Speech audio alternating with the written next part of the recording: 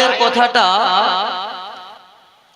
আমি আপনাদের একটু বাদে শোনাচ্ছি যে এই আয়াত আল্লাহর রাসূল কোন টাইমে কেন পড়েছিলেন। তার আগে সহিহ বুখারী মুসলিমের একটা হাদিস আমি শোনাচ্ছি, একটু শুনবেন ভালো করে। হাদিসের রাবী হযরতে বারা ইবনে আযিব রাদিয়াল্লাহু তাআলা আনহু তিনি বলছেন, একদিন আমরা আল্লাহর রাসূলের সঙ্গে এক আনসারীর জানাজায় গেলাম।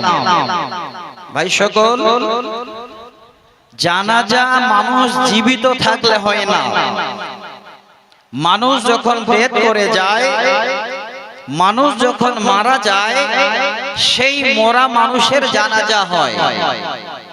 তো আল্লাহর রাসূল সাহাবীদের নিয়ে এবার সে জানাজা পড়ার জন্য কবরস্থানের কাছে